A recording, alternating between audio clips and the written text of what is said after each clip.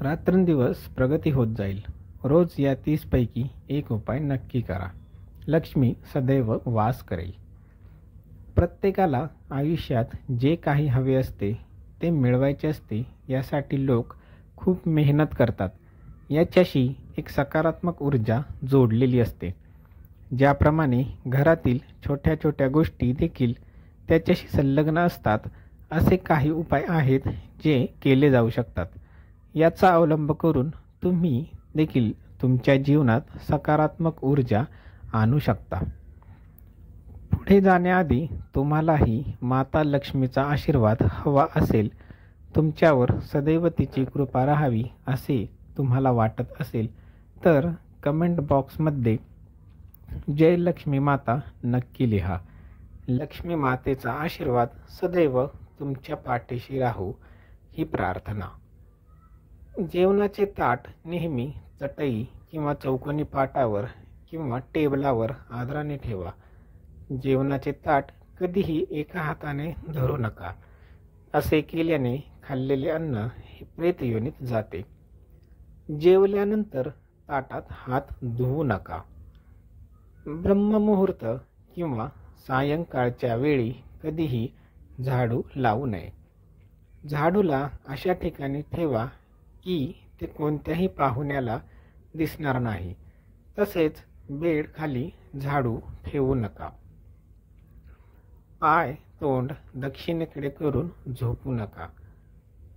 Shirt किंवा पॅन्टचा खिसा फाटला असेल तर तो लगेचच शिवून घ्या.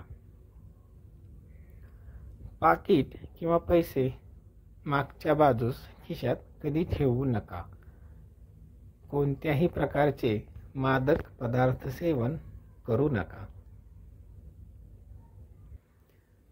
खोटे बोलून पापाचे भागीदार कधीही बनू नका. घरात सर्वत्र घाण पसरून ठेवू नये. नखे आणि केस लांब ठेवू नका. शरीराची सर्व छिद्रे दिवसातून 3 वेळा स्वच्छ पाण्याने धुवा. सकाळ, संध्याकाळ आणि रात्री धुवा. कोणत्याही देवतेची एकापेक्षा जास्त मूर्ती किंवा चित्रे देवघरात ठेवू नका. पूजेच्या खोलीशिवाय घराच्या इतर कोणत्याही भागात देवतांच्या मूर्ती किंवा चित्रे लावू नयेत. कोणत्याही देवतेची 2 चित्रे अशा प्रकारे लावू नका की त्यांची तोंड समोरासमोर असेल. नैऋत्य कोपऱ्यात देवदेवतांची चित्रे लावू नका, अन्यथा कोर्ट केसेसमध्ये अडकण्याचा धोका आहे. तिजोरीत हळदीच्या काही गुठळ्या ते पिवळ्या कपड्यात बांधून ठेवावेत व त्यासोबत काही गोवऱ्या व चांदी, तांबे इत्यादींची नाणी ठेवावीत. थोडे तांदूळ पिवळे करून तिजोरीत ठेवावे. तुम्ही तिजोरीत परफ्यूमची बाटली, चंदनाची काडी किंवा अगरबत्तीचे पाकिटही ठेवू शकता, जेणेकरून त्यात सुगंध कायम राहील. घरी देवी देवतांना फुले अर्पण केले किंवा हार अर्पण केलेले सुकले तर ते घरी ठेवणे फायदेशीर नाही. रोज सकाळी आणि संध्याकाळी घरात कापूर जाळावा.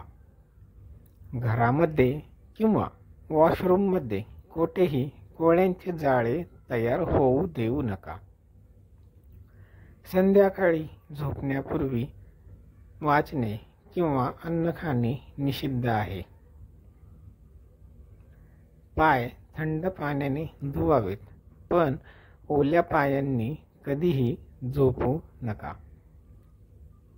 पुरेसा पैसा मिळवूनही संपत्ती जमवता येत नसेल तर दर शनिवारी दुपारी 12 वाजता काळ्या कुत्र्याला मोहरीचे तेल लावलेली चपाती नक्की खाऊ घाला. जेवताना विचित्र आवाज करू नका. रात्री तांदूळ, दही आणि सत्तूचे सेवन केल्याने लक्ष्मीचा अनादर होतो. म्हणून आर्थिक समृद्धीचे शोधात असणारे आणि आर्थिक अडचणींचा सामना करणारे यांनी रात्रीचे जेवणात त्यांचे सेवन करू नये. शक्य असल्यास अन्न नेहमी पूर्वेकडे किंवा उत्तरेकडे तोंड करून खावे. जेवण नेहमी पूर्वेकडे किंवा उत्तरेकडे तोंड करून घ्यावे. शक्य असल्यास स्वयंपाकघरात बसून खावे. यामुळे राहूला शांती मिळते. खराब हातांनी किंवा पायांनी गाय, ब्राह्मण आणि अग्नीला कधीही स्पर्श करू नका. जेवण करण्यापूर्वी देवांचे आवाहन अवश्य करा.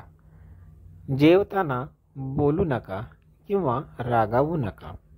कुटुंबातील सदस्यांसोबत बसून जेवण करा. नळातून टपकणारे पाणी कायम टपकत असेल तर आर्थिक नुकसान होण्याची चिन्हे आहेत. ठिबक नळ शक्य तितक्या लवकर दुरुस्त करा.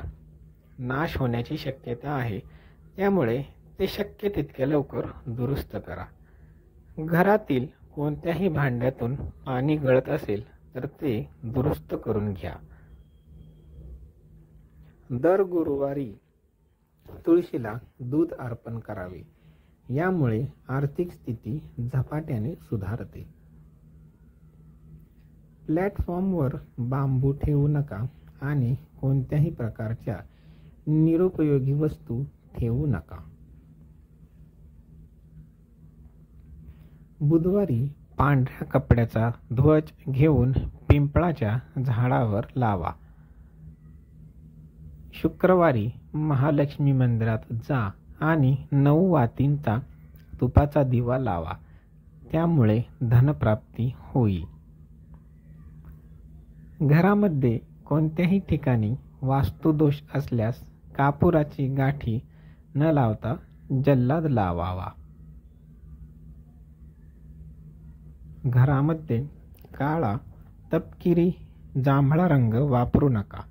मग तो चादरी किंवा पडदे किंवा भिंतींचा रंग का असेना. घरातील पायऱ्या पूर्वेकडून पश्चिमेकडे किंवा उत्तरेकडून दक्षिणेकडे करा.